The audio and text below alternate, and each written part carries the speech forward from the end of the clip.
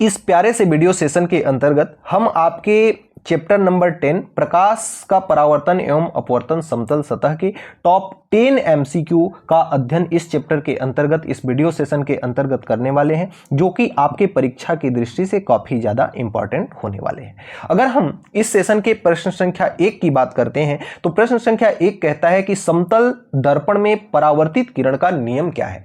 तो अगर हम समतल दर्पण में परावर्तित किरण का नियम कहें तो परावर्तित किरण व उत्तल कोण आपस में बराबर होते हैं, दोनों अलग चीजें हैं। परावर्तित किरण और अपवर्तित किरण बराबर नहीं होती।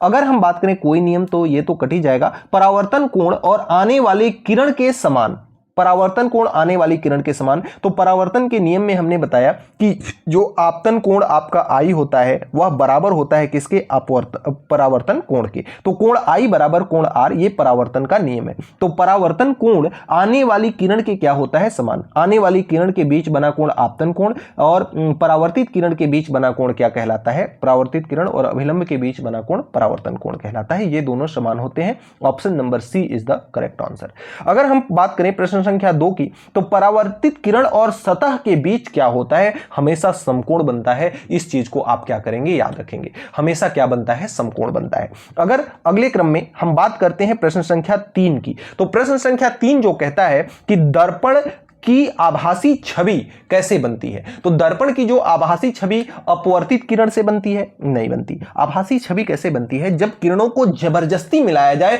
या जब किरणें मिलती हुई प्रतीत होती हैं। तो परावर्तित किरणें की प्रवृत्ति से गलत, अगर किसी प्रकाश स्रोत से भी गलत, परावर्तित किरण की लंबी लकीरों के मिलने से क्या बनता है, आभासी छवि बनती है। इस चीज को आप याद रखिएगा। अगर हम बात करें प्रश्न संख्या 4 की तो समतल दर्पण में वस्तु और छवि की दूरी कैसी होती है। अगर समतल दर्पण में वस्तु और छवि की बात करें तो ये दोनों ही समान दूरी पर बनते हैं। ये चीज आपने थ्योरी क्लास में पढ़ा है। तो समतल दर्पण में जितनी दूरी पर वस्तु रखा जाएगा उतनी ही दूरी पर आपका प्रतिबिंब बनेगा।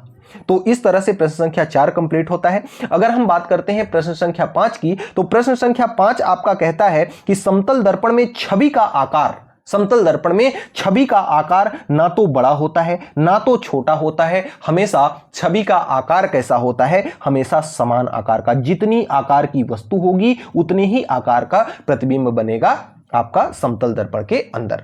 अगर हम बात करते हैं आपके अगले क्रम में प्रश्न संख्या 6 की तो प्रश्न संख्या 6 आपका है कि समतल दर्पण में छवि का प्रकार, समतल दर्पण में जो छवि का प्रकार होता है वह कैसा होता है। हमेशा जो छवि होती है कैसी बनती है, आभासी बनती है, वास्तविक छवि नहीं बनती। किरणों को जबरदस्ती मिलाया जाता है और जब किरणों को जबरदस्ती मिलाया जाएगा तो प्रतिबिंब आपका कैसा बनेगा, आभासी बनेगा।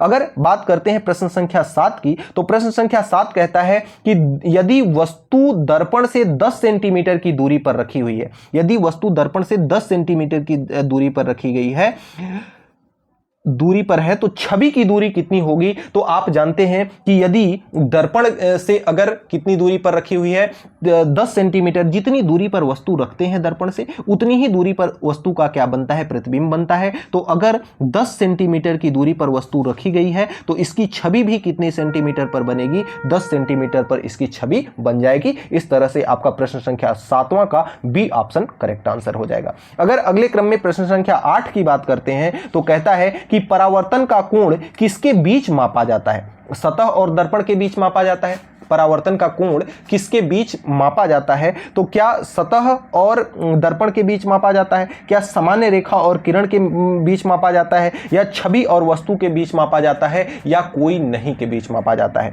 तो सामान्य रेखा और किरण के बीच क्या किया जाता है, मापा जाता है। Option number B is the correct answer. अगले क्रम में प्रश्न संख्या 9 की बात करें तो समतल दर्पण की सतह पर प्रकाश किस प्रकार बिखरता है। तो समतल दर्पण की सतह पर जो प्रकाश होता है ना, यह समांतर रूप से क्या करता है, बिखरता है। प्रश्न संख्या 9 इस प्रकार से आपका कंप्लीट होता है। बात करें प्रश्न संख्या 10 की तो समतल दर्पण का सबसे सामान्य उपयोग, समतल दर्पण का जो सबसे सामान्य उपयोग है वह कहां होता है, तो सजावट और शरीर में छवि को देखने के लिए शीशे इत्यादि में समतल दर्पण का उपयोग किया जाता है। इस तरह से आपके टॉप 10 एमसीक्यू आपके इस चैप्टर के कंप्लीट होते हैं।